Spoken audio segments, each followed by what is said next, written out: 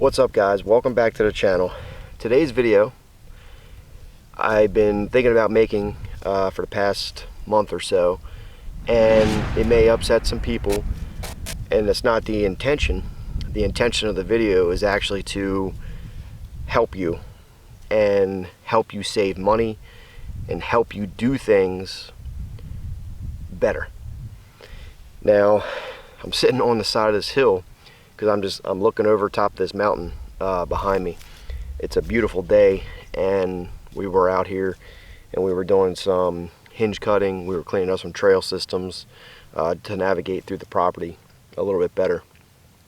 But I decided to sit here because it's a good view behind or in front of me, and it's just a peaceful area. There's birds chirping, and it's just a good day overall.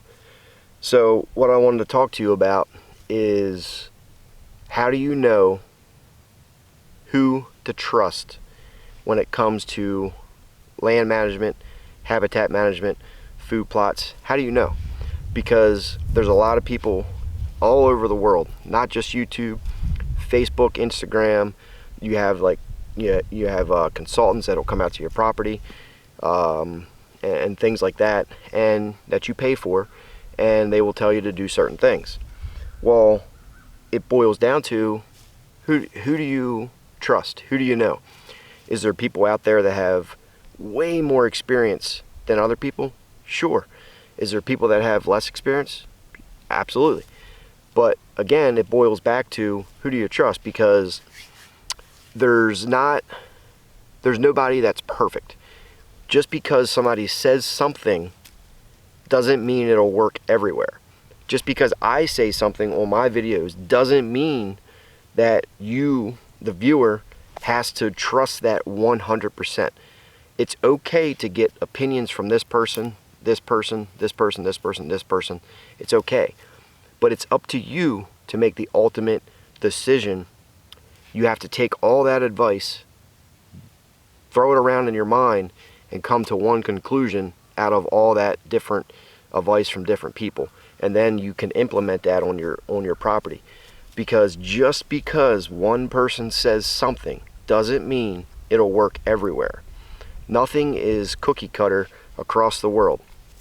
And what I mean by that is, you can, just because one person says, oh, you have to plant this food plot in this type of variety, doesn't mean it'll work in the west, doesn't mean it'll work in the east, doesn't mean it'll work in the south, doesn't mean it'll work in the north. Every place is different. The habitat's different. The deer are different. The deer pressure different. The lay of the land's different. You have temperature difference. Everything is different.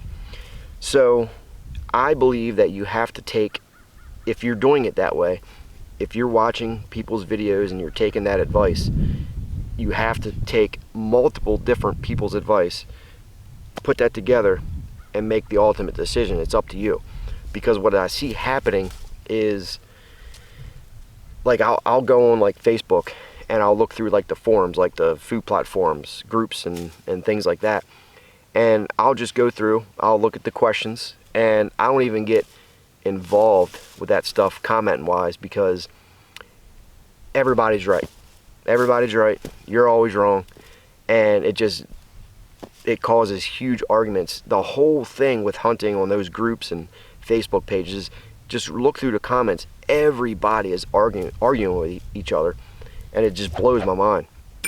And what I see is, I'll see somebody comment, like somebody was on there the other day or last week or something that said, what's your thoughts on hinge cutting? Well, I seen somebody comment on it and said, you have to do it this way. And they're using specific words that come from other people. But a month ago, that same person was asking that same question. What's your thoughts on hinge cutting? So you're telling me within a month that person learned hinge cutting? No. It's because people are watching videos from other people without doing the work, but they're believing that single person, and then they're trying to tell everybody else how to do it when that person has never done it. Does that make sense? It's funny because people use the exact terminology from other people when they have never done it before. If I tell you to do something, I'm not telling you don't have to do it. It's up to you to make the ultimate decision on your property to implement those plans. And it's just funny because it always turns into arguments. You get people that have never done anything before, and then all of a sudden they're an expert because they watched a video from somebody. And I see, if I don't know about something, I'm not going to talk about it. I am by far not an expert on every aspect of land management. Do I know some things? Yes. Do I implement those on my own property? Yes. I travel from different states, and work with different people on certain things. Would I say I'm an absolute best? 100% not. And when somebody says they're the best, what does that even mean? Like, it just doesn't make sense, because you can always learn different techniques. And I feel like the whole land management aspect of things is becoming, it's confusing people. People don't know where to turn. They don't know who to listen to. They watch one video from somebody, and all of a sudden you have to do it that way. You're wrong. This person's right. Everybody else is wrong. So again, it boils back to watching videos, learning different techniques, putting it in your mind together into one, and implementing it that way. Another way to do it is just to go out and do it. Learn from your mistakes. Just because somebody says one thing doesn't mean it'll work.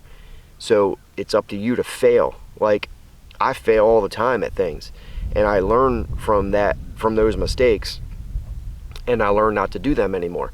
You have to be out here scouting, see how the deer travel, why they're traveling this way.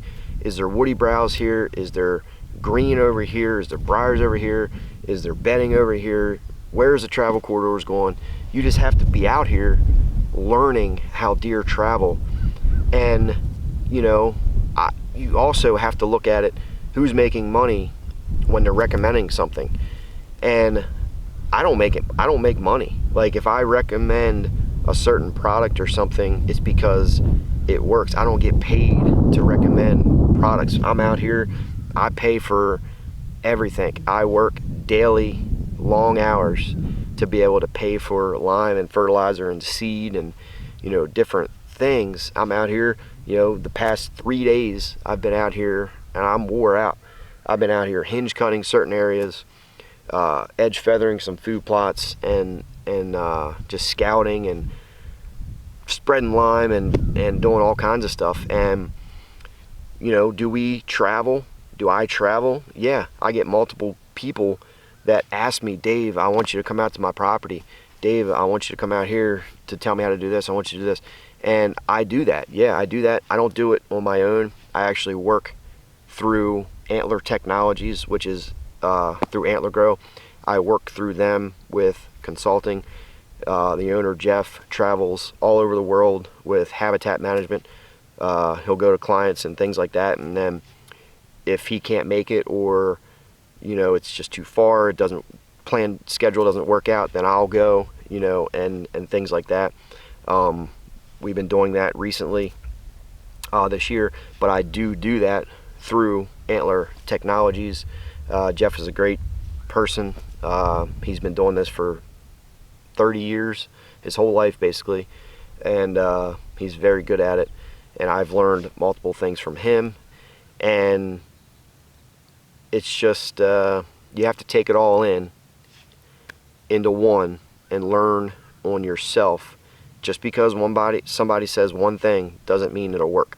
So I don't mean to offend anybody with this video. If you believe one person, and I'm not telling you not to believe that person, because that person is probably telling you what they believe works, and that's great.